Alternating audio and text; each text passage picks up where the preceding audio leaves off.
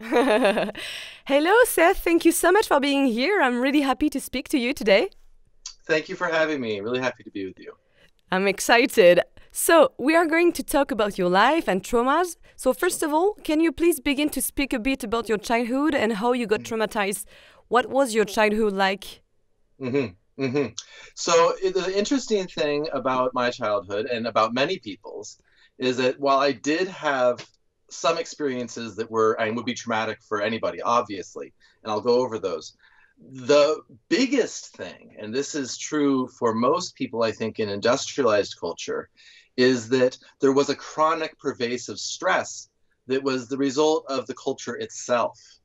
Right. So this is where we're talking about the what is referred to sometimes as the toxic norm, where I mean it's maybe a little less so in countries like your own where there's better social support in Yeah, some cases, right? yeah, But in the maybe. States, it's there's go, go, go, there's no maternal leave, working, working, working. It's just this real dog eat dog kind of mentality. It's a survival mentality. So that's the thing I want to hit on first because it affects so many people. There isn't enough knowledge about what an infant needs in terms of to support their developing nervous system because we don't come out fully cooked, as you know. we Yeah. we still have many years during which our nervous system and our brain is forming. Neocortex isn't fully formed till 25, right? The Whoa. nervous system is really not fully formed until after a few years. And one of the biggest parts of that, which we can get into later, is the ventral vagal system.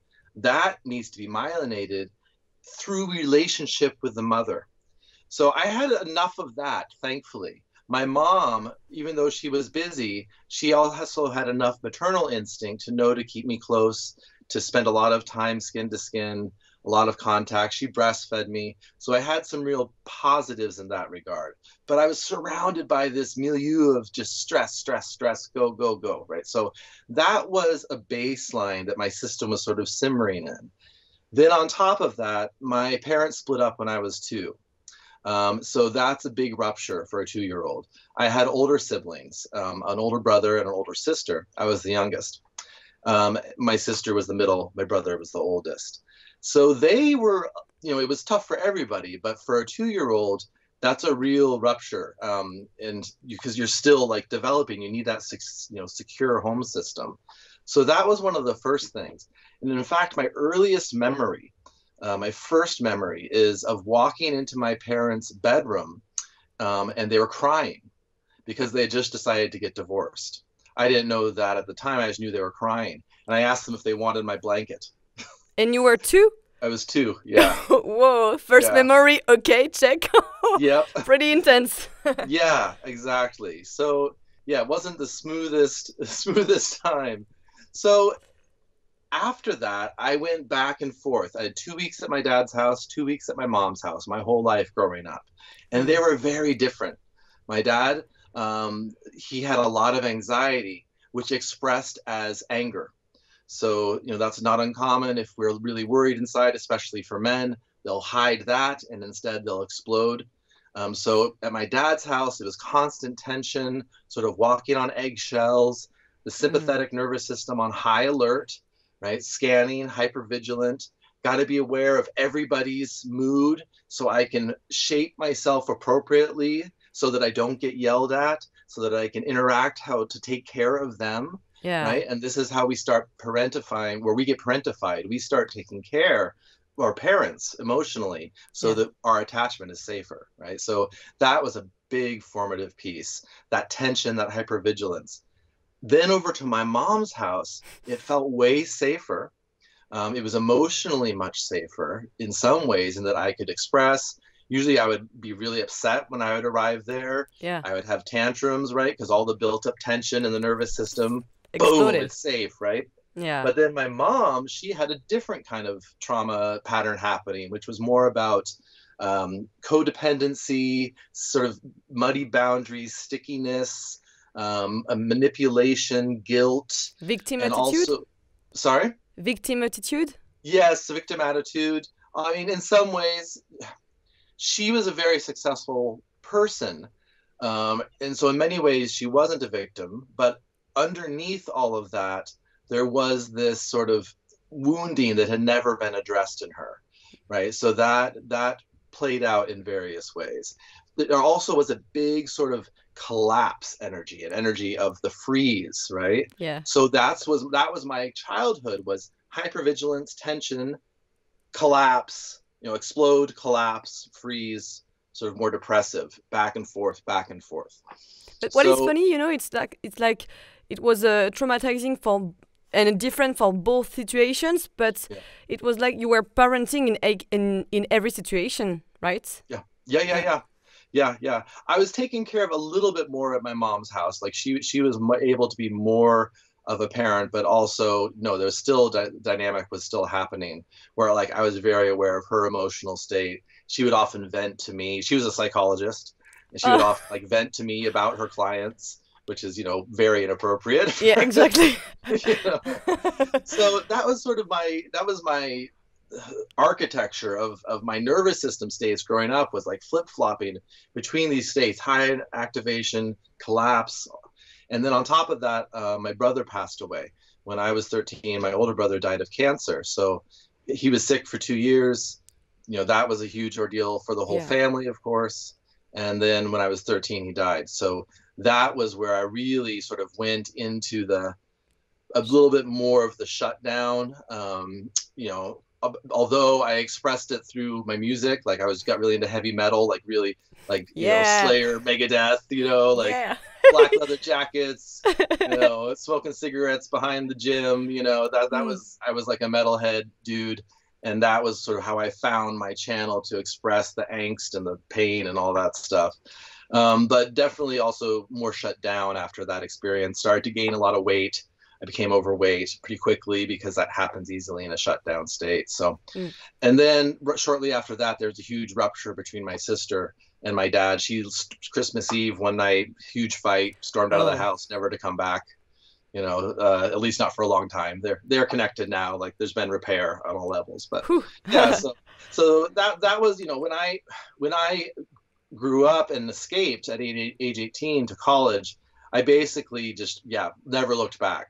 I went into university and majored in music, which I loved, and from there Yeah, progressed we along will my go path. into details about that. But what is Yeah. funny is it's very serious. It's very serious what you are describing. But in a way, it's like so common because Yes. what your story is like a bit of mine, and I was also listening to metal music. Nice. Yeah, Nice. and so it's very similar, and yeah, it's like common but very sad in a way because a lot of person know that. Exactly. And that's the thing. Like there was nothing overtly like my dad, I wasn't beaten. My dad spanked me a few times, which is still, physical violence. I don't agree with, but I wasn't like beaten. I wasn't, abused or hit really. I was yelled at a lot, but yeah, nothing like that would be considered overtly awful. Yeah. Some normal tension and some tragedy, but like, yeah, so many people have things that are within that realm of experience. Yeah, and a lot of people think that trauma is supposed to be happening when, for example, there is abuse or you live in a country where there is a war happening. So, Yeah. can you help us clarify what trauma is? Because there are a Mm. lot of elements and situations that can traumatize someone. Yes, exactly. And so what we say from the perspective of our work is that trauma is what happens when a survival response is mounted in the nervous system. That's your fight, flight, freeze responses.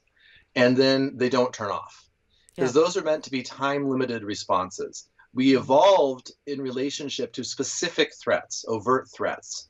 You're hunting and a saber-toothed tiger pops up and you got to either fight or flee or you're killed, right? So it's Yeah. like very black and white.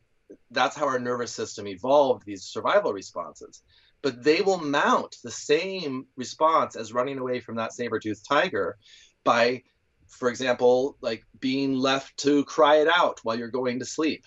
It's the same nervous system response. Mm. So when you have chronic stress in an environment, when you have parenting ideals that are misinformed and toxic or rough on the nervous system, the same thing happens, even though it's not an overt, obvious threat. The system goes into that high alert mode, that fight flight mode. And there's nothing really you can do. Like, especially as a baby, you can't fight or flee. No. So what happens is over time, the system learns to default to shutdown because that's in the order of survival. That's how it goes, right? Like you fight against the tiger, say you lose and it pounces on you, you're about to be eaten. So you go into freeze, which Yeah. numbs you and you check out, you dissociate, your body goes numb. Very nice, response from nature. Yeah. But not so nice when the threat isn't a tiger and it's not overt, right? So you're going into these shutdown responses then as a default to stress. So this shows up later in life, like things get intense and I just want to shrink and I can't speak up and I want to run away. That's because the system is defaulting to freeze. I need to isolate. This is too much, right? Or it could be that the system is stuck on high and I just feel anxious all the time, or I lash out and explode with anger at the slightest little thing. All of that is those survival responses stuck in the system. So that's what trauma is. It's when those are turned on and they're not allowed to complete. So it's like everybody is traumatized at least once, in their lifetime, right? There's probably very few people on this planet who are not living with some degree of unresolved trauma. Yeah. I mean, someone living out in some tribe that's had very little contact with the industrialized world probably are, that would be where you find more regulated people.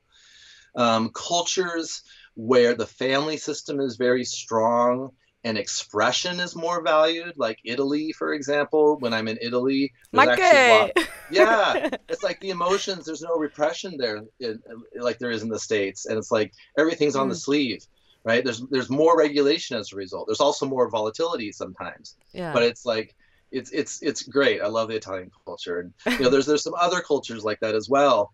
But by and large, the demands of the industrialized world and the schedules we live are usually enough for everybody who's living within that system to experience some kind of trauma. And then never mind, developing nations where there really is real deprivation, war, tyranny, all sorts of stuff that is overtly traumatic. So yeah, it's a planetary problem. Yeah, exactly. And I can see that, on a personal level because I'm working on advertising.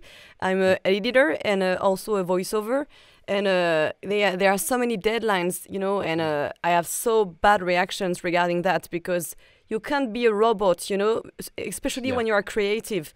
So it is really difficult, but thankfully I'm learning everything about that. So, but yeah. Yes. So how unresolved traumas end up stuck in our body? Yeah. So we went over that a little bit. It's when those responses aren't allowed to complete. So what do I mean by that? I guess would be the specific, right? Yeah. What normally happens. So let's think about the wild. Let's go to animals in the wild. So, a deer is grazing, they're hanging out in a regulated state. They're in their herd, they're safe. And then a twig snaps. So then they would, what's that? They orient. It's called defensive orienting. They go to look for the threat. And then they see, oh my gosh, there's, a pack of lions. So then, boom, sympathetic response is mounted. Fight, flight, they run. Boom, go, yes, flee. The whole herd takes off and they get away to safety. Once they are still again, that sympathetic energy will naturally just dissolve out of the system. And what you would see is some trembling in the flanks, right? Those muscles would tremble. That's that energy discharging naturally. And then they just go back to their state, right? Yeah. So for us, say as a baby again, those same responses are being mounted. We can't fight or flee though. We don't have the musculature. Or maybe we're older, but say, for example, we get really hurt, but the societal conditions say, keep those emotions packed up. Be a big boy, right? You can get those instructions from your parents. Don't cry. Yeah. Don't cry. That's right. The emotions are part of the nervous system experience. So if you bottle up the emotions, you bottle up the nervous system. Same thing. Yeah, I love this sentence. So it's the same. So that's how those are a couple ways which those aren't allowed to complete. Like you literally can't because you're too young, or societal conditions or family pressures get in the way, or maybe you get knocked unconscious before you can mount a response. Then those instructions to fight and flee are still in the system. They're still active. And so they never got to be discharged. So they're stuck in the body. And so if you just think about anxiety, for example, well, what is that? It's always looking for threat. It's always expecting threat. And that is a nervous system state that is making that happen. It's stuck in the body. Yeah. With freeze, it's the same kind of thing. When freeze lifts, it's different than sympathetic, though. It's more of a thawing out kind of experience. There can often be chills. And then underneath that is that sympathetic energy. So freeze lifting is a little bit more complex when we get into this work as humans, because it's not an active state, but it gets stuck in the body the same way as the sympathetic does. And that shows up as, well, let's say, what's depression, right? Depression is, oh, it's hopeless. There's no point. I have no purpose. Everything's bad. That's a nervous system state that's about to die, Yeah. right? The nervous system is thinking, we're about to die. So why would you have any energy to do anything? Why would you have any purpose? Why would you, right? Also, physiologically, the blood is pooled into the core. It encourages the mind to dissociate. The limbs, the circulation is poor. So we often see that when people are having a lot of unresolved freeze, they'll have poor circulation, numbness in the body. So those are all ways in which it gets stuck. Yeah. Yeah. Yeah, that's really serious and, important, but also very interesting. Absolutely. Oh, yeah. It's incredible. Like our body are so smart, in a way. Yeah. Well, and I think, one of the most important things for people to realize if they are depressed or anxious or experiencing any of the many ways in which unresolved trauma can manifest itself is that it's not a problem with them inherently. It's not a problem with their mind. It's not something they were born with. And people can be born with various tendencies because of the epigenetic traits. But ultimately, what happens is something that's in the nervous system. It's not a character flaw. It's something that's happening physiologically, and it can be changed. It can be resolved. That's the good news. That's right. That's right. So, back to you a little bit. If I remember correctly, you were into music and wanted to compose for films, but somehow you ended up living more than 10 years in the woods. Yes. What happened? What did this experience bring you and help you with? Yes, being in the woods. Sorry. And all that stuff. Yeah, I got it. I got you. Well, yeah, I had majored in music, in composition, and yes, I loved composing music. And then when I graduated, I realized, well, the only way to do that and actually make a living these days is a film or TV, right? Or video games or one of those things, right? Yeah. And I just didn't want to do that. Like you would have, at that time, it was pre-internet. So, I would have had to move to LA or New York, basically, which was like way off of my radar. Like I had went to school at a tiny little college in Washington State, a small little town, because I wanted to get away from the big city. So when I realized that I couldn't really pursue my dream anymore in that way, I instead, I spent a year just kind of bumming around with friends and stuff. But then I ended up getting really interested in just consciousness, spirituality. I had some early psychedelic experiences with my friends, that sort of turned that switch on of being interested about consciousness and the world and the nature of our reality, essentially. So I got really into meditation, and did a 10-day Vipassana meditation. And that's the point at which I basically said, okay, yeah, I'm just ditching the world. And I bought a one-way ticket to Hawaii with like $400 in my pocket, and that was it. 13 years later, so I in the woods about 13 years. 13 years, wow. Yeah. And during that time, I lived some by myself, just literally in the woods, some in small communities. I met my first wife, and we had our son. And we lived in various sort of house sitting or work trade situations. We weren't in the grind. We weren't in like the society. We were in the counterculture. So work trade, just very little money, but you didn't really need it. It was alternative lifestyle, which was far better for the nervous system. Yeah. So what happened during that time was a few things. Now, I didn't really resolve any of my trauma during this time, and that's very important to know, because you need specific work and specific understandings in order to resolve the trauma at the level of the nervous system. But what I did is develop a lot of tools that made that process possible later on. So tracking sensation. Vipassana is all about tracking sensation. I got really into that. Now, also, unfortunately, I had that functional freeze going on, like the freeze living in my system.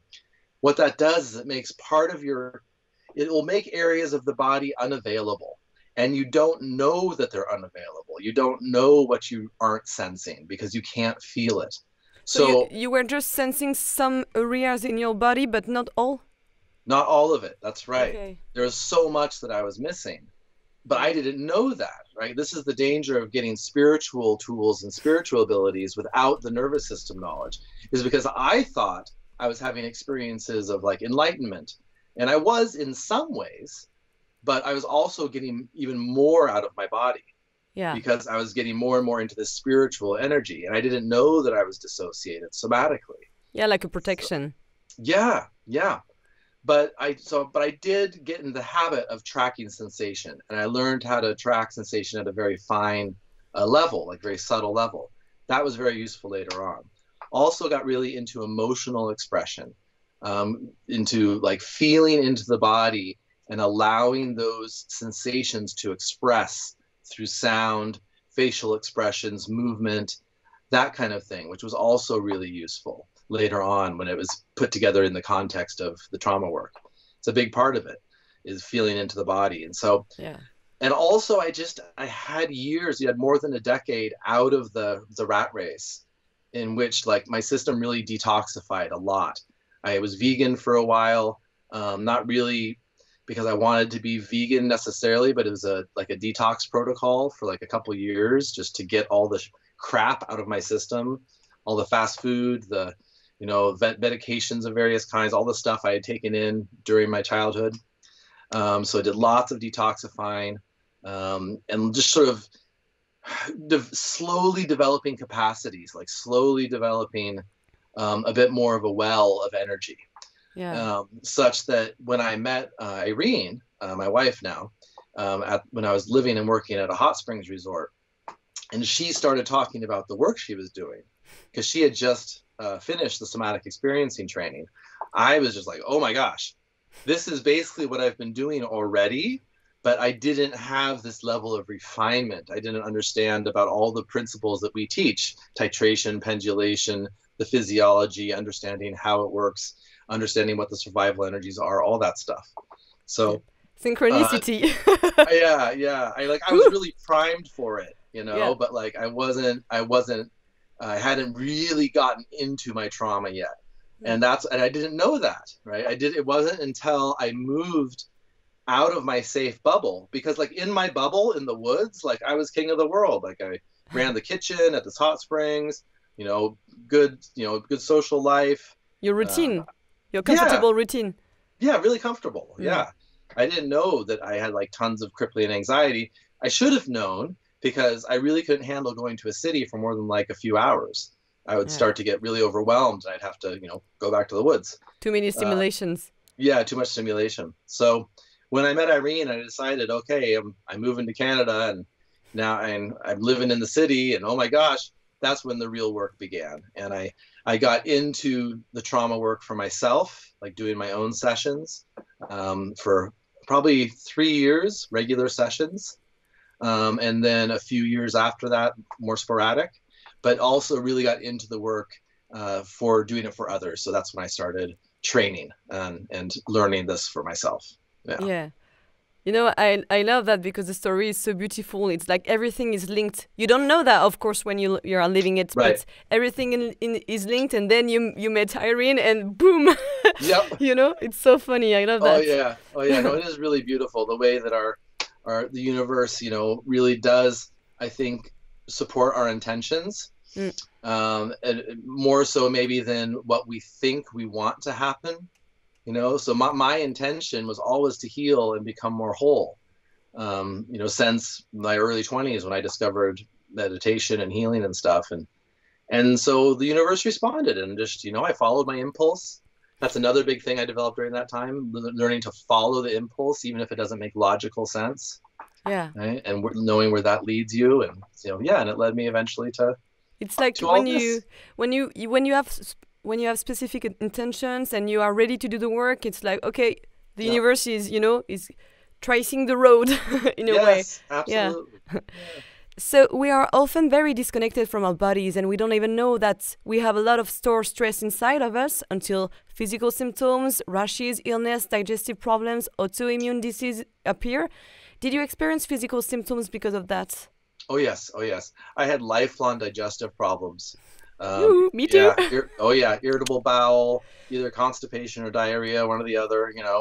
Team That's heavy normal. metal with the problems in the digestive system. Yep, yes. There's definitely some commonalities. Yeah. I mean, and that's a very common experience to have digestive issues because I mean, if we want to get into the detail, I don't know if you want to get into the details of why, Yeah, go ahead. but I mean, so just briefly, the sympathetic nervous system, fight flight, when that's on, that's saying purge, purge, get everything out of the system as fast as possible. When freeze is on, that's saying conserve, conserve, slow everything down, retain every calorie, keep everything, still as possible. So when both of those are happening under the surface, one's like big gas, big break, the digestion just doesn't know what to do. And so that's where you get things like irritable bowel and Crohn's, all that kind of stuff. So yeah, I had that. I had a lot of postural stuff, a lot of areas in my back where I had some physical injuries that were never addressed, but also there was a lot of bracing patterns. That's another way in which this trauma can show up, where areas of the body are really locked down. Like if you're always expecting to get hit or something, the shoulders can get really raised and tight. So like frozen shoulders? Frozen shoulder, yep. There can be what's called incomplete procedural memories stuck in the body that lead to all sorts of tightness. That's usually what frozen shoulder is when there's an instruction to protect that never got to happen. Like say a Frisbee was coming at me, and this is a sort of a innocuous example, but like I didn't get my hand up in time to catch the Frisbee and it hit me in the head. Yeah. And so those instructions to like grab the Frisbee might still be playing out. Like go, but I'm not doing it. I got that with the volleyball. yeah, exactly. So yeah, there's many ways it can show up in the body. Mine was digestive, postural problems in the spine. Yeah. And but it can be chronic fatigue and autoimmune disease and cancer and everything actually. That's right. That's right. I mean, we are pretty convinced now that the bulk of disease is actually the result of unresolved trauma, because those autonomic systems, right? The fight, flight, freeze are autonomic processes. And so are all of the ways in which our body repairs itself, releases the hormones through the endocrine system, digestive enzymes, our heart rate, our breath. All of those are autonomic processes. So they're connected to those survival responses. And when those survival responses are on, underneath the system, just sending those different instructions, everything gets out of whack. Yeah. We also have less access to the rest, digest, repair state, which is it's called the low tone dorsal state, where we're just chilling and food's digestion and everything is safe. And, there's less access to that. Yeah. So yeah, that's how you get all these different representations. Cancers are very often associated with repressed emotion. And also the kind of caretaking quality I described, where like you learn to be aware of everybody else's emotions first. That is a huge trait associated with cancer as well. Yeah. So yeah, I was like that, but thankfully I'm working on it, and I work a lot. So hope so. Fingers crossed. But what you say is really interesting and so true, because what I say to my listeners is that you can eat the better smoothie and the juices and lots of vegetables, but if you are like on sympathetic, mode, or like you are going to freeze, you will not digest the nutrients properly. So begin with the trauma and the stored stress. That's right. There's you can throw all sorts of things at the human system to try to help health in terms of diet, exercise, mindset, psychology, self-understanding, all of these different approaches. And there's nothing wrong. Like there's many good things we can do. But if you don't resolve those nervous system states, they're more powerful than any of that stuff. Way more powerful. Yeah. Exactly. So you talked a bit about that just earlier, but although it can vary a lot because we are all different, can you tell us what are the common symptoms of dysregulation according to the different state of the nervous system? So the fight, the freeze, and the flight, so that all listeners have a better idea of what that can look like. Sure. So there's sort of three different categories. There's if someone is predominated by fight flight energy, like they're predominantly in sympathetic mode. There's if someone is more dominated by freeze, and they're more in that collapse state. And then there's what we call where both are happening, where it's complex, and there's both of those are sort of flip-flopping back and forth, wrestling with each other. So in the first state, where you're predominantly stuck with anxiety or with a fight flight, what you're going to see is anxiety, explosive rage, chronic tension, very loose stool, because right, purge. That's sort of the representations you'll see. Lots of heat, joint tension, muscular tension. Those are bracing patterns across in the musculature or fascia. Those are all just sort of common representations of that fight-flight state.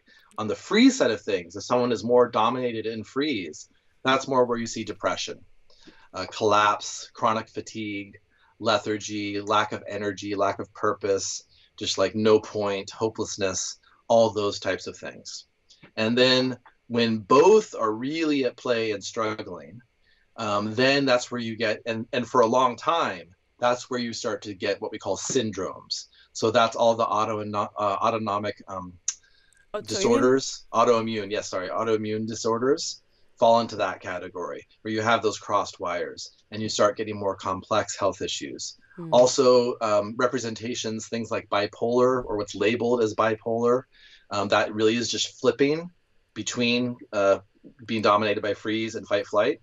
There's all sorts of classifications of mental illnesses that, like, schizophrenia is an extreme one, where that's just a lot, like high sympathetic activation for way too long. There's many different diagnoses that have been given to what are basically just a various range of nervous system dysregulated states. So yeah. Exactly. Yeah. And everything is linked, that you can also have like a problem with the sympathetic nervous system, and it can be linked also to or mixed with the freeze response, right? That's right. Yep. Well, and it's important to know that even if someone is presenting as being dominated by freeze, like they're collapsed, shut down, depressed, chronic fatigue, that's where they're showing. But remember that underneath that always is sympathetic. Now, it may be not presenting yet, right? It may be packed away so well that you don't get those syndromes because it's not so up in the system, but it's always there, because in the hierarchy, in the order of survival responses, right? Fight, flight, then freeze. And if freeze comes on, that means fight and flight are underneath. So yeah, exactly. So it's not because you are depressed that you are not stressed. That's right, exactly. You're highly stressed. Yeah. And that's one of the things that's not understood about freeze. Yeah. It's actually a very high energy state. I think it's important to know. Yeah. It takes a lot of energy to keep that big heavy lid on the system. Yeah. Yeah. And can you tell us why people end up with panic attacks and what is happening in the body? Yeah, so that is a classic example of a sympathetic explosion, right? That's like a huge spike in sympathetic energy. And without understanding what's happening, that leads to panic, because a panic attack isn't just that sympathetic spike. It's getting scared of the sympathetic spike. Yeah. And then that spirals like this. So it just keeps building. You start, like, the heart rate starts to elevate, and then oh my God, what's wrong with me? And the breath gets tight, right? And the chest gets tight.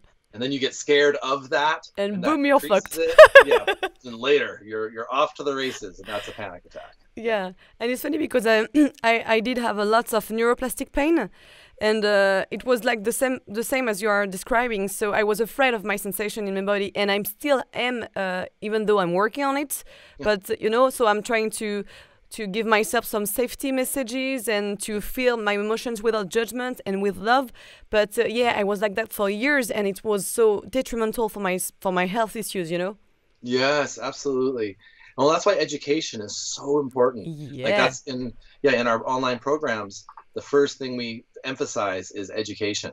Yeah. Because when you understand what's happening inside you, that takes just a huge load off right away. It's like, oh, I know what's happening. It's still scary. Yeah. It still feels really uncomfortable, but you know what's happening, right? So that brings a big level of comfort. Yeah. Like, And then you start to learn how to work with it, like you described. You go, oh, what's the emotion? Can I stay oriented to my environment? Where am I now? Can I feel my feet? Can I feel my seat? Am I in the present moment? Yes, I'm here. Okay, right. You start to learn how to talk to the nervous system, how to work with it. yeah, you're like your own detective, and I love that. It's like, you are studying yourself, so it's so funny in a way. Yeah, absolutely. So can you tell us what somatic experiencing is? Sure. So somatic experiencing is a form of work developed by Peter Levine. He started exploring it in, I believe it was the late 60s, and really started developing it through the 70s. I think training started in the late 70s. And it began with him asking the question, how come animals in the wild don't become traumatized? They're facing big, real stressors, Yeah. especially if you're, a prey animal and you're living around carnivores, like being hunted, like how come they're not traumatized? Whereas we like get faced with like a stressful deadline and we're a wreck, like what's going on there? So that's what he started exploring from a biological perspective. And then he had some colleagues who knew he was doing this work, this kind of funny, wacky Peter Levine, because he was really into all sorts of stuff. He Yeah. was into shamanism. He was very curious. He was into psychology. He was into biology. Very curious man. And so there was a woman who no one could help. She was having just this real trouble, lots of anxiety, tremendous anxiety. And they sent her to Peter because no one could really figure out how to help her. And he's just being curious and being with her. And she was, I can't remember exactly. It's in one of his books. I believe it's in his first book, Waking the Tiger, where he talks about this. So people can go read that. But it's basically what happened is he got the impulse to say, she was sitting and talking about what was happening. And he got the impulse to say, there's a tiger behind you, run. And she did. And she just let her legs start to go. And she just let them go. And she ran and sitting for, I think it was like 15, 20 minutes. Whew. And after that, no more anxiety, all gone. Yeah. And he realized that, oh, yeah, the fight-flight response was stuck in her system. And it just needed to come out. And then those symptoms was gone. So thankfully, it was a fairly simple case of just unresolved fight-flight activation, which is the easiest form of trauma to work with. Yeah. I've only had like one of those because it's way more common that you have complex trauma with all those survival responses layered and packed together. Yeah, I can imagine. But yeah, thankfully that one was fairly simple, and it gave him this light bulb of like, the system knows how to come out of these. We just need to provide it the appropriate stimuli and attention that it can naturally release from the system. So that's how he started exploring and developing somatic experiencing. And now, yeah, there's, trainings all around the world. And yeah. I love this. This is so interesting and so basic. We should know that, at when we are an infant, an infant. Oh, yeah.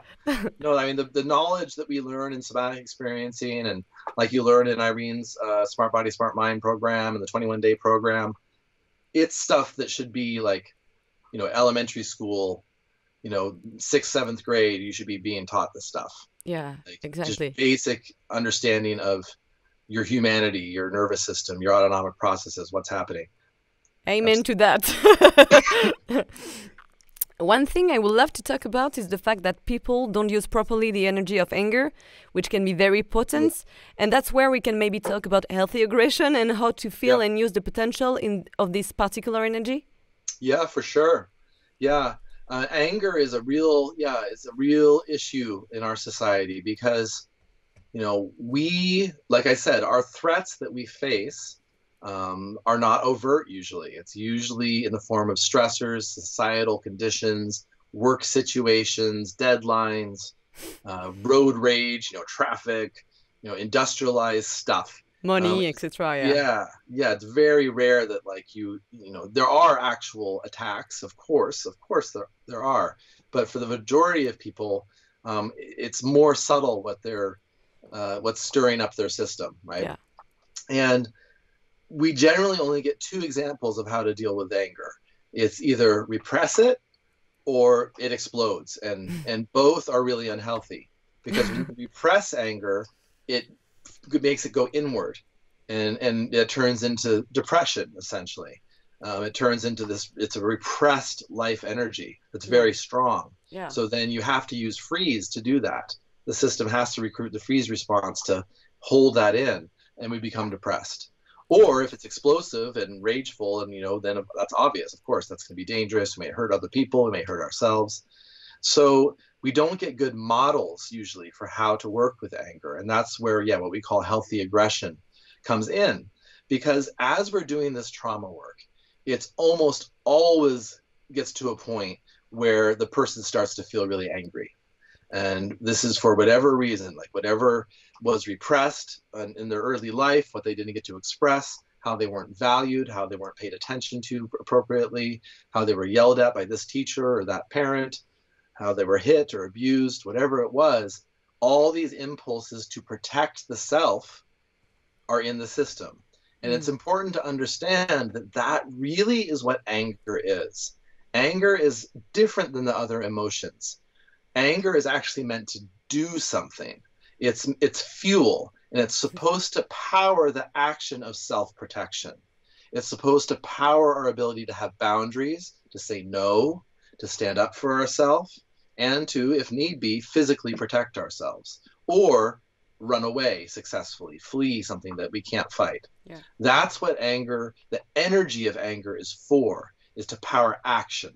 So when we get into healthy aggression, what we do is we explore, well, how does that energy want to act through the system?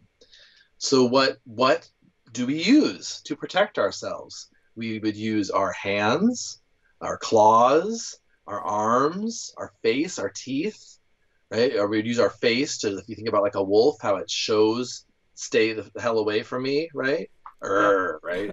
Or we would use our legs to kick or stomp, right? So then how might we channel that in a safe way? And that's what healthy aggression work is. And it's not about being explosive. It's not about, like, there's some forms of therapy that are very cathartic, or like beating stuff with a baseball bat or smashing plates, screaming. That's actually too intense, because we have to stay connected to the felt sense of the experience, the energy of the anger. And if we move it too quickly through big actions, it's very, very difficult to stay connected to the nuance of the felt sense in the body.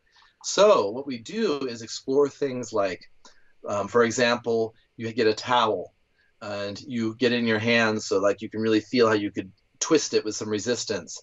And then you feel the energy of the anger, right? And maybe you get the face involved. And you squeeze and you growl a little bit, and you let your face make that. And you use the muscles, but you stay connected to the feeling of the energy and notice what happens. Or it may be that you push either against like a wall or a piece of furniture, or ideally a friend or a practitioner who can give you some resistance. And you just feel that effort of pushing. Or it may be that you need to use sound. It may need that, like the jaw needs to mobilize. These are all the types of things we explore in healthy aggression work. And then there's another piece to it, which may involve using the imagination, where we may need to sort of imagine destroying things or people that have hurt us in our mind. That works a lot. That works, yeah. Yeah, that can be a big part of it too. And giving ourselves permission to do that in our imagination can be really hard for a lot of people. I think I killed another person. Yes. Me too. Oh yeah, I write about it a lot. I've beheaded my family members quite a few times. Yeah, and it's okay. Like your mind, your imagination. So many people suffer with self-talk, negative self-talk, criticism, internal voices of judgment, feeling like they're not good enough. All of that came from somewhere else. Yeah. All of that came from outside, from people and institutions. And what the system does, if it doesn't fight back at the time, is it internalizes it. And it creates like these golems in our imagination that are yelling at us. It's Yeah. okay to destroy those bastards, right? It's okay to go in there Yeah. and cut off their heads and to feel the body while you're doing that. Like feel the slow motion, like sword, that kind of Like Dark thing. Vader. Yoo! That's right. Yeah, yeah. Yeah, but what you're So, saying, it's so important, to feel the emotions, because I remember like maybe 13 years ago, I was seeing a shrink, and mm, I had to fight with a pillow, but I was not feeling the anger. So for me, it was like, what the fuck I'm doing? I felt ashamed. So it was really mm, not useful, yeah, yeah, absolutely. Yeah, it's very important that we build to that and that it comes from a place of staying connected internally and feeling the emotion of it. Feel the heat. Something that will very often is like when you really connect to it and you start to let it express, you will get flushed with heat will come through the system. And then you may get some shaking, some vibrating. There may be tears on the other end of it. Very often you move through some anger and then there'll be a softer layer of tears that'll come through. So yeah, when we work with anger, it's about being powerful, but in what we call a titrated way, like a little bit at a time, building the capacity so that you really stay present with all of the experience in the body. Yeah, and for me, that's what changed my life. Feeling my emotion. It was last year, before knowing this program and everything. I began to be connected to my body and my sensations, and without judgment, with love, and it changed my life forever. Like my digestive system is so much better, Mm, and it's funny because I think I meditate. I do somatic meditation like twice, like 1 hour and a half a day, because I need it. I love that. And I always have like little vibrations, like pins and needles, yeah, every time. yeah, yeah. So funny. I love the sensations. Oh yeah, that's so great. And that's such an important part of doing the work.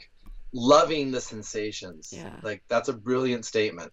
It's so important because that is the one of the biggest flips that can happen is when we welcome the sensations of our survival responses as opposed to trying to keep them at bay. Oh, yeah. Oh, yeah. Yeah. And what is funny also regarding my somatic meditations is the noise of my belly. It's like an opera. Mm, Every yeah. time, like Oh for 30 yeah. minutes, like every time. I don't know, maybe because I'm so visceral, so it depends on people, maybe. I don't know. But it's like, yeah, it's symphony. It's like Yes, that's Beethoven. great. No, that is everyone is different, but that's very common. When you Yeah. start working with someone, or it's very common when we do touch work with people, if we're working with a client and just supporting the stress organs, bringing in this sort of attuned touch, what we call, where you're really just feeling the person's system and you're not trying to do anything. You're just there and present and supporting with this intention. Very often the belly will just start gurgling and just it's like, oh yes, finally. And It's so like you're letting giving that go. to yourself. Yeah. Yeah, you're giving that to yourself through your own intention, your own attention. Yeah. By doing that, you're creating that safe space for your system to then, yes, I can, Exactly. yeah, yeah. Yeah, I love adding some intentions. Like for example, today I had some stuff in my ankle, so I had an intention regarding my ankle, just a curiosity. So how can I help you? How can I listen Mm, to you? Just be yourself, and I will follow your lead. And it's really yeah, it's funny because then all of a sudden I got some little movements, yeah, or some heat and then some energy which travels my whole legs. So it's a really yeah, it's like a big experience every time. that's awesome. Awesome. So, what advice could you give to the perfectionists out there who put a lot of pressure on themselves, which obviously don't help the nervous system to regulate itself? Mm-hmm. Well, yeah, perfectionism essentially is a form of hypervigilance. It's a form of just being uber critical on the self. And again, I guess I would say the first thing I would say is realize that didn't start with you. That's not how you are. That is the result of information that your psyche and nervous system absorbed early on about needing to perform, about always needing to get it right, and whatever that may be. And that for sure came from an outside source. So I would say that's the first thing to recognize. Yeah. And then, well, evaluate. Do you want to change that? Is that something that you would like to not have to deal with anymore? Then, okay, if that's the case, well, then get into this work. There's really no substitute other than actually doing the work. That's really the way. And there's many ways you can do that, right? I of course am biased, and I recommend that everyone start at least with Irene's 21-day program, because the reality is there aren't a huge amount of really good practitioners. There's definitely many great practitioners all around the world, but compared to the number of psychologists and psychiatrists, we're tiny. There's still a tiny fraction. Exactly. So I really recommend that people get started with Irene's 21-day course first, so they can get the baseline knowledge. A lot of even the best practitioners won't bother with education, which is so important. So that if someone, is a perfectionist and they don't want to be that way anymore, first recognize it didn't start with you. It's something that you inherited, something that was absorbed from the environment, and it's something that's changeable, and you need to do the work, and then do that work. Look for a practitioner, do Irene's course, start getting in there, go to her YouTube channel, start learning more, right? Just get into the work in some way. Like we say in French, au boulot. Au boulot. Au boulot. What does that mean? Go to work. Au boulot. Boulot Nice. is like work. Au boulot. Nice. Perfect. So what I love by learning more and more about how the nervous system works is that eventually I realized that biology and spirituality are really linked. And by saying that, I'm, for example, thinking about chi or prana or life force energy that is literally blocked when emotions are stored in the body. Yes, absolutely. Yep. And it is our life energy. Like, we only have so much. It's what, chi, prana, different cultures have different names for it. It's the electrical energy, the life force energy that keeps all this going. When you have unresolved trauma, that means a big portion of your life energy is wrapped up in those survival responses, maintaining them. So as you start to let go of those and get some of that energy back, you have much more access to that vitality, that life energy. And it's, in terms of connection to spirituality, that's a tricky one, because like I said, a person can have a very strong spiritual connection and be totally disembodied. Yeah. We see that all the time. It's called spiritual bypass, although it may more accurately be called somatic bypass, because what you're bypassing is the body, the somatic experience. So that's actually very common. But it's a spirituality that is not grounded in physicality. And so it is not really going to help in any way. It may be very alluring. I think of a lot of the sort of guru figures, those types of folks who may broadcast a very bright energy, but also have a lot of problems, like a lot of personal issues. You need to stay isolated from the world, right? Kind of like I was. Or narcissistic sometimes also. Yes, narcissistic very often. If you look at figures like Osho, there's a great documentary on him, Wild Wild Country. I highly recommend. Classic example of just someone who was highly traumatized, very connected to spirit, and all the dysfunction that went on in his community and with him and his followers. It's just like classic representation of a spirituality that is not grounded in physicality, that is not grounded in being regulated. And so regulation of the nervous system is, I think, the groundwork for any spirituality that is truly like effective and powerful and beneficial. We have to be in our body. If you want to be spiritual, you just have to deal with your own shit, excuse my language, like to enlever tous les mauvaises choses anyway, and then you can be maybe more linked to both the ground and both the sky in a way, That's right, exactly. It's like the way forward, I think, right now on this planet in terms of evolving in all ways in our consciousness and our spirituality is by turning our attention to the shit, to the basement, exactly, right? We have to go into the subterranean. We have to go into the psyche, into the basement of the psyche and the physiology, and excavate with care, not all at once, not cathartically, through education, through being informed. We need to make that journey into the underworld and take back ourself. And that is the way forward into like a real harmonious, grounded spirituality and consciousness that can actually be beneficial. Yeah, it could be the goal of one's life, you know. Yeah, At least I yeah, think so. But yeah, it's everyone's choice, so absolutely. yeah. Yeah, What I find fascinating in this work of healing trauma is that you really become another person. It's like your yeah, former personality was based on traumas. yeah. So yeah, I remember myself. I was not the same like in 13 years ago, but you know, you were not your authentic self. So it's not easy though to go from the old personality to the new one. It can be scary, you know, but yeah, you don't know who you are anymore in a way, you know. But it's exciting also. Yes, yes, absolutely. That's a universal thing in this process, in this work, is because when we grow up, we form a personality. That's how it works. You develop likes and dislikes and preferences, and you develop tendencies, both internal and also behavioral thought patterns. Yeah. All of this forms who we are or who we think we are. But if we grow up with trauma, like again, almost everyone did to some degree, our personality is formed in reaction to those stressors, to those traumas. And so part of our personality means keeping that at bay, packing it away. And we think then that that's who we are. And so then as we unpack and we discover this stuff, yes, there always comes a point at which a person is like, holy shit, I don't know who I am anymore. Yeah. This is weird. Who the fuck am I? Yeah, exactly. What we hope is that a person can get to the place where you are, where that's exciting.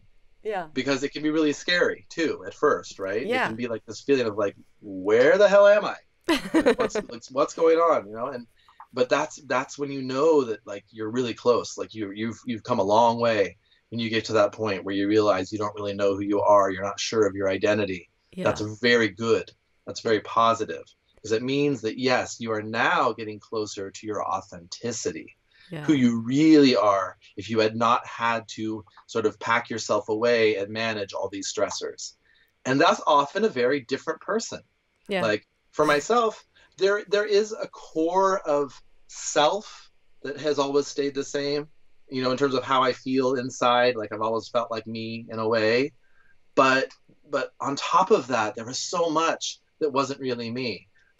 I still prefer, I'd still like time by myself. Like I'm just a kind of a solitary person and good with that. But like before, my whole life was built around maintaining that. And now I realize actually I really genuinely enjoy like doing this, connecting with people, teaching in group classes, working with clients, socializing, having dinners with friends, being in a city. I lived in the woods, for Christ's sake. I was like, I'm not gonna go Tarzan, what? Yeah. Yeah. So, being able to live in a city, to like, I hated money. I hated the whole system. And to like, now, okay, well, I guess I can actually now I drive a Tesla. Things. No, Sorry, I'm what was kidding. that? Now I drive a Tesla. No, I'm kidding. Yeah, no, don't drive a Tesla. No, I'm still not I'm big kidding. into material goods, but I realized, when you make wealth, then you can share wealth. The more you generate, the more you can share with others, the more you can spread this work into the world, right? Money can be a positive energy that helps create more goodness, right? There's all these shifts that I went in beliefs. through. Yeah, beliefs, exactly.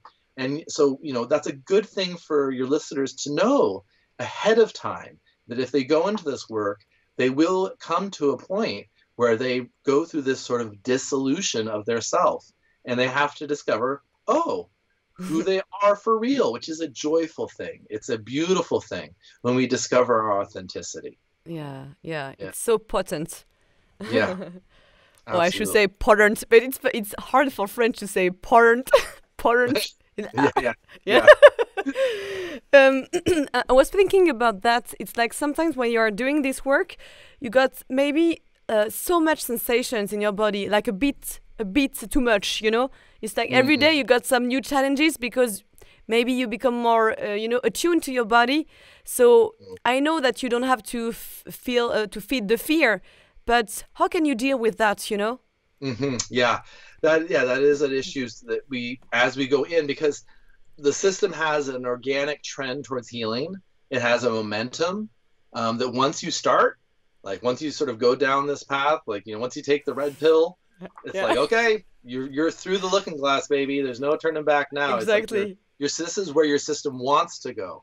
So yeah, we can sometimes have days or weeks where you're experiencing a lot of discomfort, a lot of intensity. So, one of the things that we teach people really, really early on in this work is, one, identify your resources. So important to know what your resources are. And by that, I mean things external or internal, but just to start, identify the external resources. What calms you? What soothes you? What gives you a sense of comfort and connection? Yeah. Really being clear on what those things are and using those things when you're starting to feel overwhelmed. Or what are your internal resources? Those are more things like having a capacity to feel things, having the ability or the desire to embrace the process, Yeah. to understand that it's okay that we may not be sure of who we are. Those are all internal capacities, internal resources. So really be clear early on, like, what are my resources? What can I count on to sort of soothe and bring me down a little bit? And then another thing that we teach is how to come out of the internal experience and into out here. How can I really become interested in the environment? How can I really, like, okay, I'm gonna pay attention to that tree and just really zone in on that and like look at the leaves and take in the color, take in the texture, right? Learning to Mm. zone into the external so that we can come out of the insides a little bit if it Yeah. starts to become overwhelming. And then also just what are your support systems? Who do you have in your life who you can talk to? That's a very important go-to sometimes for people if they're starting to feel overwhelmed. Just talking to a friend, talking to someone who they feel safe with can be a huge help. So that'll be a resource. So those are the two biggest things: knowing your resources and understanding that you can come out of really noticing the inside so much and really notice the outside. And Yeah. then there's more specific things like that we teach in the course, like pendulation, which is where you learn to, like, if, oh my gosh, I'm feeling so much intensity in my chest, well, what's happening in my thighs? Yeah. What's happening in my elbows? It's hard to do at first. It is hard to do at Yeah. first. Absolutely. So much of this work is work. Like you're literally building new pathways, new functions of the brain, dragging your attention away from a problem spot, right? Because what we tend to do as humans, if something is uncomfortable, we tend to zoom in on it with our awareness and then worry about it. And then that makes it worse. Yeah. So this is Exactly. learning a different way. Yeah. It's like, how can I sort of hold that loosely and then notice something else, find something else internally or externally? So that's another aspect of it. Yeah, for me, my resources, my favorite one is my dog. Obviously, so calming. I'm like, yeah, I'm touching her a bit, a bit much. The poor dog. Oh, And also, no, they love it. That's what they're right there for. yeah, Yeah, yeah, love that. exactly. Like, yeah, I love them, and also hugging with my boyfriend, some stuff, or listening to music that Yes. feed my soul. Like 100 times the same song. I work like that. Like I will listen to the same song for thousands of time, and then okay, it's done. And Yeah, also yeah. somatic meditations, like the four. What's yours? I've got many. Music is a huge one for me. I make music. Yeah. So that's probably my biggest resource is making music. I'm still a composer. Like that's always will be my first creative love. Yeah. So what I did is I just learned how to play many, many instruments. And then I got into recording. So, yeah, going into the recording studio, creating some music, that's probably my biggest resource. Also just, hanging out with Irene, connecting with her, making food is a big one. I like, at the end of the day, I'll watch a show. I also really love boxing, the martial art of Yeah. boxing. I do that a couple times a week, which is a huge resource for me. Training in boxing. Yeah, a bunch of different ones. Reading is also a big one. Yeah. And I think also like taking just one glass of wine can be a resource. Yeah. You don't have to be Oh, yeah. addicted. But what I like, with this works, it's you can be. It's okay for you to watch a Netflix show. It's okay for you Yeah. to have a normal life. It's a resource. It's a Yeah. resource. Oh, yeah. No, this is like not about being some like monk or Zen, Yeah. in the temple. It's like, no, we're here on Earth in this life, and there's, humans have always like taking in entertainment. That's part of our culture. Yeah. So like now, instead of going to the forum and seeing the play, like in Greece, it's like, well, we have a Netflix show or a movie or something. Like that's nothing wrong with that, and nothing wrong with wine, nothing wrong with, I mean, all sorts of substances, tobacco, marijuana, like whatever it may be that you go to. It's not the thing that can be a problem. It's the associations that people develop with them. And if we're using, and it can be anything. It can be shopping. It can be exercise. We can be addicted to any activity or substance, and it can become part of how we repress things. Then it's not good. But no, like if you're just like, yeah, having a glass of wine at the end of the day is relaxing, that's great. It's beautiful. It's humanity, It's great. And as a French person, I agree to this message. Yes, yes. And my name is Champy, so and I was living in the I come from the Champagne and everything, that state. So nice. Yeah. My family is originally from Lyon. Oh, really? That's why my last name is Lyon. Okay, I love that name. It's so cool. I'm Lyon. Yeah. Maybe it's better than Champy. It's not the same. Oh, no better. No. So it's funny. So a couple couple left, sure. If it's okay for you. Sure. I think that it's not easy though when we are healing and becoming more and more aware of how our biology works, is that you are now seeing that everyone is kind of traumatized and stressed out, but they don't know it, and it can be really frustrating because you can't necessarily help them, Yeah. Well, you're really hitting all the important points, Ryan. That's so true. And it is, again, this is something for people to know ahead of time, that the more you understand yourself and the more you understand what's happening inside you, the more you realize how screwed up the whole world is. Like, to put it, crudely, everyone is dysregulated to some degree or another, or at least almost everybody. And there's within that a big spectrum. There's highly functioning people. There's less highly functioning people. There's people who aren't functioning at all. Some of the highest functioning people are the most traumatized because they've packed it all away so tightly, and they're in this performance mode. Go, go, go. Like they can achieve a lot, until something happens and their system goes kablooey. But no, you're right. You really do see that, and it can be lonely. The more you get into this work, the more you realize that, wow, I don't really want to spend time with those people. Yeah. I don't want to do those activities anymore. I don't actually like that. You see the pain, you see the dysregulation in people more. And that's just how it is. Yeah. I mean, people who do this work, if you get into this, understand that you are a pioneer. You are a pioneer. You are a pioneer of consciousness and of healing. And that is not always, the most comfortable place. Yeah. And so what you do is you really nurture and develop the connections that matter. With the people who you can really be authentic with. What usually happens is your relationships get much fewer, but far more rich, far deeper. Yeah, and it's funny because, during this program, I became very friend with someone, who doesn't live in the same country. And yeah, it's a totally different relationship. So it's really, it's deeper. Yes. Based in authenticity. Exactly. Based in a shared understanding. Yeah, it's like, that's how it is. So yeah, I have had many clients who like, I can't really hang out with the people that I used to hang out with, and I don't really like them anymore, or I don't like it'd be these boring, activities.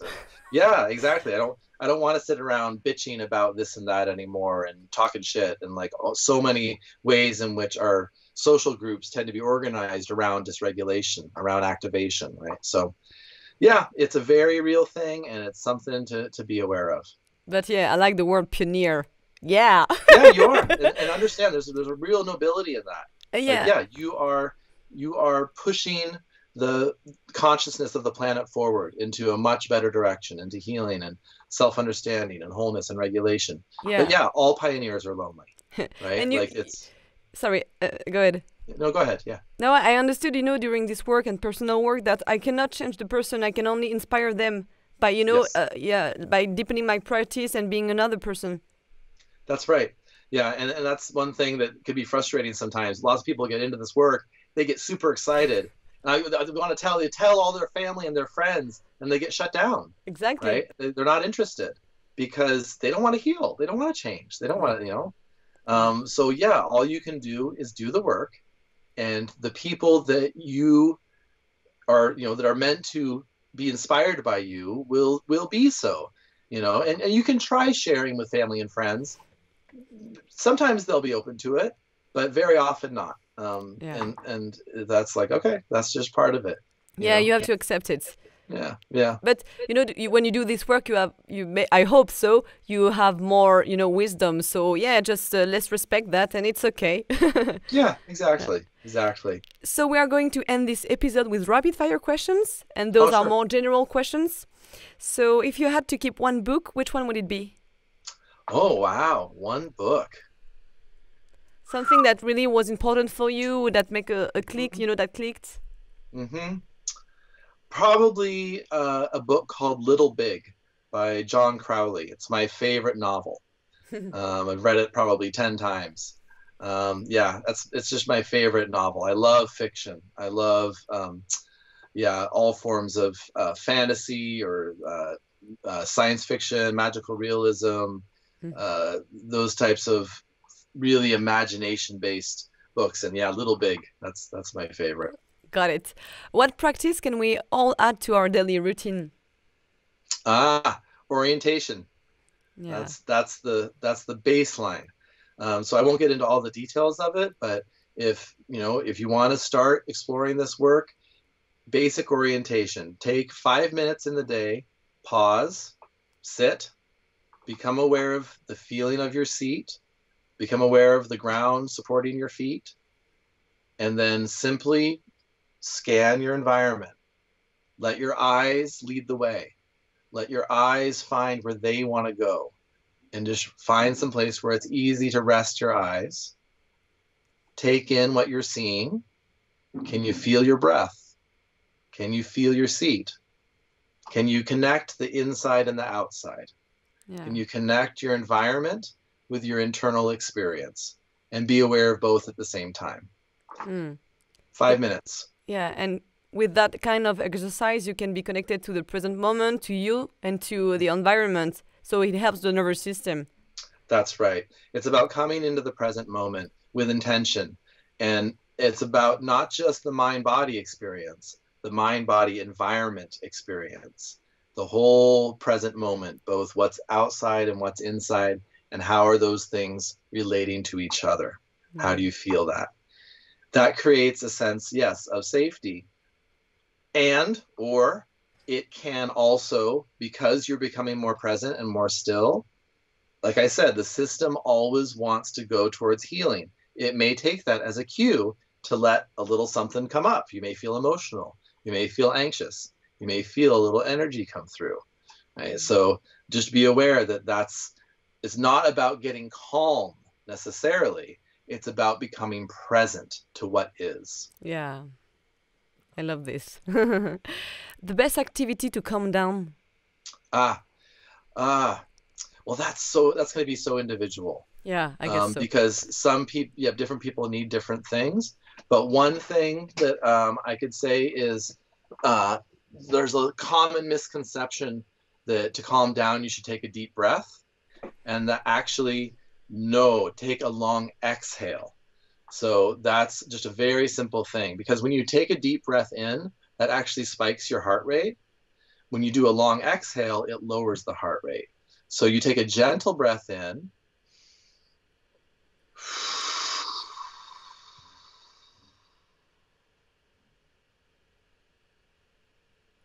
Yes, it works. Yeah. And the system just immediately settles. You just let all your air, you really push all your air out. Yeah. Then notice how you feel. Very important. Thank you. What is your mantra, or maybe some sentence, some some theme that is very important for you? Well, I wouldn't say I have a mantra, but a theme that's very important to me is the idea of wholeness, of reclaiming fragmentation, becoming whole. And I mean that at many levels. When we go through trauma, we become fragmented. Yeah. Parts of ourselves get kind of packed away in these survival responses. There can be parts of our psyche that happens to. At a spiritual level, when trauma happens through many, many, many, many, many lifetimes, if you believe in that, there can be parts of the self, parts of the soul that become fragmented. This is a lot of the shamanic work when you're talking about soul retrieval, is what it's called, right? Or where you're basically going into the astral realm, reclaiming parts of yourself. That's all connected to trauma healing. And it can happen. It happens naturally. As you do the somatic work, you call in the pieces of yourself that may have been lost through space and time. And that process is, I think, for me, the most important guiding principle is becoming whole. And I'm just thinking about something, the other day I did a somatic experiencing with the intention of knowing why I felt like a few years in my life, maybe 20 years, like the feeling of abandonment. And I don't know why I was completely, lost in my sensations. So no thinking. And I had the image of I was abandoned by my other soldiers in the war. I was left for dead. So I was whoa, that woke me up. It was completely, I don't know if it's fake or real. I don't know, but That's exactly what I mean. When we do the somatic work, it is a doorway. The more we do it, it is a doorway into other lives, other experiences. And they can come just like that. That's how it happens. That's so incredible. And I'm sure you got so many stories about that. And we can do a podcast through to 24 hours, but it will be great. Anything you want to share with us? Well, I mean, just, if this is sparking your curiosity, if this is something that you're thinking, hey, maybe I should check this out, please listen to that. Please listen to that. The world needs all of us to do this work, to become informed. Our world is built on survival energy. Our current societies and the way that the institutions in them function wouldn't work if people weren't in survival mode. You wouldn't be able to. So understand that if you want to change the world, if you don't like the way the world is, if you think it could be better, if you want to change the way the institutions are, change yourself. Become more regulated. Resolve your survival stress. Discover your authenticity. Because every person has a unique purpose. Every person has an authentic spark that is their unique expression of themselves. And that is what creates change, is when people drop into their authenticity and start acting from that place rather than acting from a place of survival. Whole different options become possible in terms of what you can achieve and discover and how you can influence the people around you. Yeah. Amen again. Amen beats. Spark up your curiosity. Do it. Do the work. And like I said, I suggest everyone start with Irene's 21-day nervous system tune-up. It's the basic building blocks of what you need to do this work. And I also highly recommend private sessions.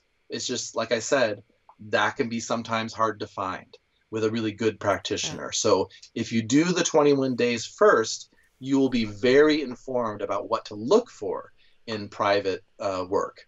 Because I really think that you can get you can do so much by becoming your own medicine, as Irene says. That's, become your own medicine, become your own practitioner as a baseline. And then if you want to explore additional support from different people, great, but you know what you're looking for, right? So that's what I would have to say is check it out, get into the work, start exploring it. Also, Irene's YouTube channel, she's created, hundreds and hundreds and hundreds of videos for people to start learning absolutely for free. She's got free resources on her website people can download, ebooks, audio samplers, things to start exploring the work totally for free. She's got a video that was just released called Nervous System Healing on a Budget, because that's one of the things we get is like, I don't have any money. Seems like you need money to do this work. Well, to some degree, yes. Like you're gonna need money at some point to like get deeper, but there's so much you can do for free. So many ways that you can start. for absolutely nothing. So except for your time and energy. So Yeah. yeah. Just get into it. Get into the work. Yeah. Au boulot again. Oh, no. That's right. Thank you so much, Seth. Sure. Yeah, it's a pleasure. Really good to talk with you.